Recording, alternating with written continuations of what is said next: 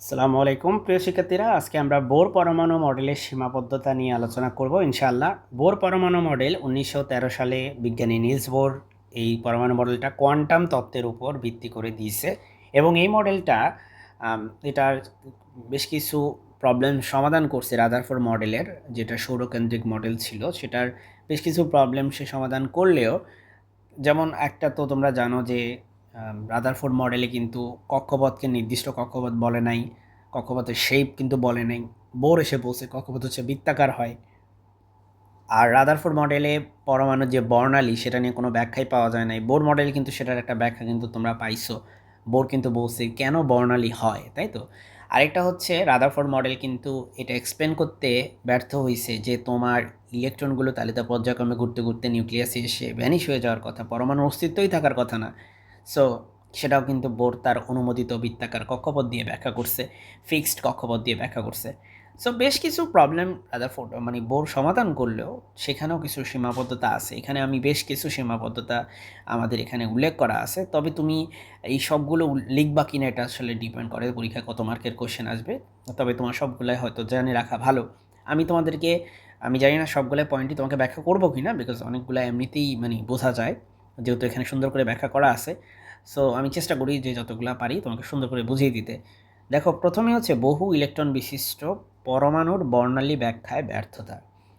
রাদারফোর্ডের পরমাণু মডেল, বোরের পরমাণু মডেল, সে সুন্দর অনেকগুলো ব্যাখ্যা দিছে রাদারফোর্ড পরমাণু মডেলের, বাট সে শুধুমাত্র এক ইলেকট্রন বিশিষ্ট পরমাণুকে ব্যাখ্যা করতে পারে। অর্থাৎ হাইড্রোজেনকে ব্যাখ্যা করতে পারে, হিলিয়াম প্লাসকে ব্যাখ্যা করতে পারে, লিথিয়াম 2 প্লাসকে ব্যাখ্যা করতে পারে, বিকজ এগুলোর প্রত্যেকটার ইলেকট্রন কিন্তু একটা। হ্যাঁ, এগুলোর প্রত্যেকটার ইলেকট্রন একটা। তাহলে কি হিলিয়ামকে ব্যাখ্যা করতে পারে? না, হিলিয়ামের ইলেকট্রন কিন্তু দুইটা। হিলিয়াম প্লাসের ইলেকট্রন হচ্ছে একটা, কিন্তু হিলিয়ামের ইলেকট্রন দুইটা। অর্থাৎ হিলিয়ামকে কিন্তু তুমি বোর পরমাণু মডেলের মাধ্যমে ব্যাখ্যা করতে পারবা না। সো এটা বেশ একটা খুবই সিম্পলিস্টিক একটা মডেল, বিকজ শুধুমাত্র যেহেতু সে একটা ইলেকট্রন বিশিষ্ট কোনো অ্যাটমকে সে ব্যাখ্যা করতে পারে। ঠিক আছে। সো এরপরে বর্ণালী রেখার নিয়ে বোর পরমাণু মডেল ব্যাখ্যা দিচ্ছে যে কিভাবে বর্ণালী ঘটে। ইলেকট্রন শক্তি শোষণ করে উপরে শক্তি স্তরে যায়, দেন সেই শক্তিটা ছেড়ে দিয়ে সে আবার আগের স্তরে চলে আসে। এর মধ্য দিয়ে একটা রেডিয়েশন ঘটে বা বর্ণালী পাওয়া যায়, স্পেকট্রাল লাইন দেখতে পাই আমরা। বোর এভাবে ব্যাখ্যা দিছে, কিন্তু সেখানে স্পেকট্রাল লাইন কিন্তু একটা থাকে না, বেশ কয়েকটা থাকে, অতি সূক্ষ্ম রেখার সমষ্টি সেখানে। তোমরা নিশ্চয়ই হাইড্রোজেনের ক্ষেত্রে পড়ছো যে হাইড্রোজেনের সিরিজগুলা, লাইম্যান সিরিজ, তারপরে বামার সিরিজ, তাই না, বামার সিরিজ, প্যাশন সিরিজ, এই সিরিজগুলো আমরা পড়ছি। এগুলোর মানেটা কী ছিল? এগুলোর মানে ছিল যে হাইড্রোজেনেরই বর্ণালী, বিভিন্ন রকম বর্ণালী দেখা যায়। সো একটা রেখা না, অনেকগুলো সূক্ষ্ম রেখার সমষ্টি। সো এটা কিন্তু আসলে রাদারফোর্ড ব্যাখ্যা করতে পারে না কেন এতগুলা। একটা ব্যাখ্যা করা সম্ভব হয়, বাট কেন এতগুলো? সো রাদারফোর্ড মডেলের আরেকটা ব্যর্থতার জায়গা এটা। এরপরে জিম্যান এফেক্ট আর স্টার এফেক্ট দুইটার একটা আসলে বোর পরমাণু মডেলে ব্যাখ্যা করতে পারে না। কারণ জিম্যান এফেক্টটা কি? জিম্যান এফেক্ট হচ্ছে এই যে পরমাণুর যে বর্ণালী, সেই বর্ণালী যে রেখা, এই রেখাকে যদি কোনো চৌম্বক ক্ষেত্রে তুমি স্থাপন করো তাহলে এটা একাধিক সূক্ষ্ম রেখায় বিভক্ত হয়ে যায়। আর স্টার্ক এফেক্ট কি? এই যে বর্ণালীকে যদি তুমি চৌম্বক ক্ষেত্রের বদলে যদি এখন তড়িৎ ক্ষেত্রে স্থাপন করো তাহলে সে একাধিক সূক্ষ্ম রেখায় বিভক্ত হয়ে যায়। সো সেটা চৌম্বক ক্ষেত্রে রাখো, তড়িৎ ক্ষেত্রে রাখো, একটা পরমাণুর বর্ণালী সে হচ্ছে একাধিক সূক্ষ্ম রেখায় বিভক্ত হবে, এবং সেটা কিন্তু আসলে বোরের পরমাণু মডেল ব্যাখ্যা করতে পারে না।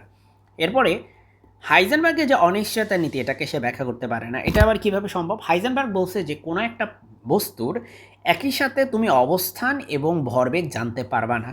কিন্তু যখন যখন বোর এটাকে এক্সপ্লেন করছে, বোর বলছে যে ইলেকট্রনগুলো লেসছে কোনো একটা কক্ষপথে, নির্দিষ্ট কক্ষপথে ঘুরে। অর্থাৎ তোমরা ইলেকট্রনের অবস্থান কিন্তু জেনে গেছি আমরা, এবং সেই নির্দিষ্ট কক্ষপথে ঘুরলে তার বেগ কত হবে সেটাও কিন্তু আমরা জানি, তাই তো? সেই বেগও আমরা জানি। সো বোরের মতে বেগ, মানে বেগ জানা মানে তো ভরবেগও জানি। বোরের মতে হচ্ছে ভরবেগও জানি, বিকজ বোর আসলে এই হাইজেনবার্গের অনিশ্চয়তা নীতিকে কেন কনসিডার করবে? হাইজেনবার্গের অনিশ্চয়তা নীতি তো বোরের মডেলেরও প্রায় 10 বছর পরে আসছে। বোর আসলে ওই সময় জানতো না যে হ্যাঁ, এই যে হাইজেনবার্গের যে অনিশ্চয়তা নীতিটা, এটা যে আসলে কোয়ান্টাম মেকানিক্সের একটা ফান্ডামেন্টাল, মানে একটা ফান্ডামেন্টাল একটা প্রিন্সিপাল, এই জিনিসটা বোরের জানাই ছিল না। সো যাই হোক, এটা লঙ্ঘন করে, এটা তুমি পরীক্ষায় লিখতে পারো অবশ্যই।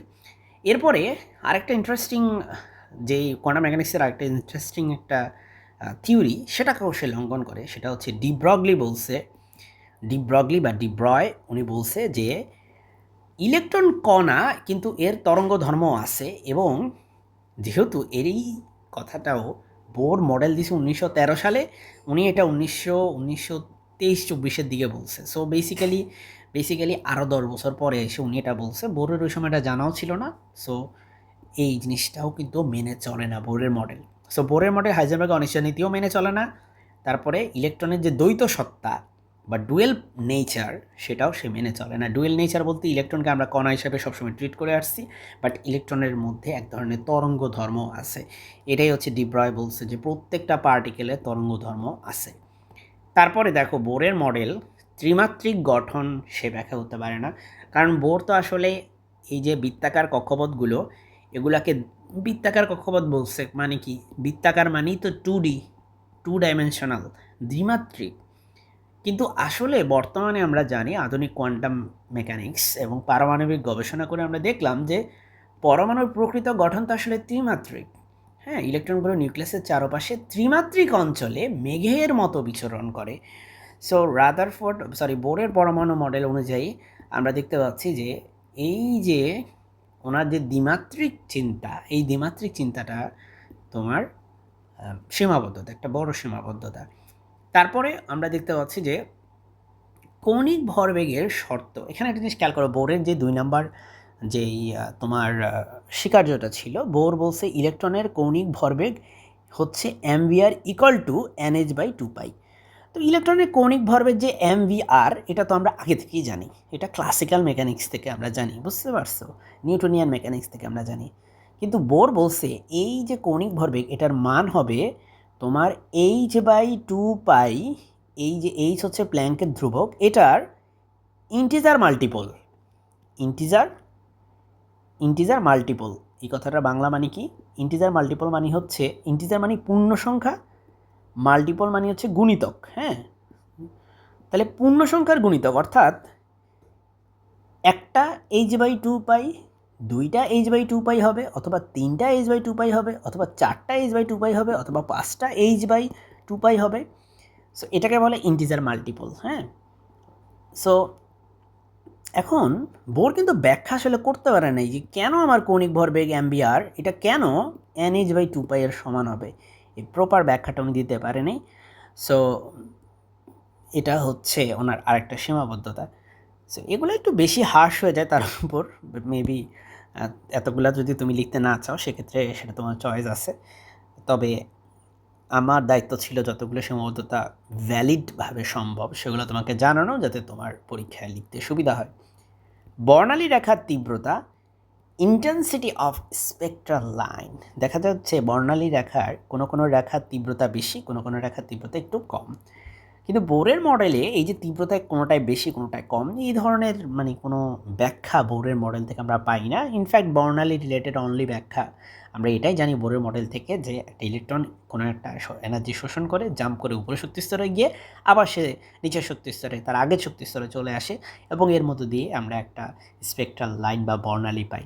ইনফ্যাক্ট বর্ণালী যে এতগুলো রেখা পাওয়া যায় সেটা আমরা জানি না। বর্ণালী রেখার তীব্রতা যে বিভিন্ন রকম হতে পারে সেটাও আমরা বোরের মডেল থেকে এগুলার কোনো হিসাব নিকাশ পাই না। সো এই হচ্ছে আজকের আলোচনা, আশা করি তোমাদের কিছুটা হলেও ফলপ্রসূ হলো। সো এই হচ্ছে, এভাবে লিখলে ইনশাল্লাহ ফুল মার্ক পাবা। আসসালামু আলাইকুম।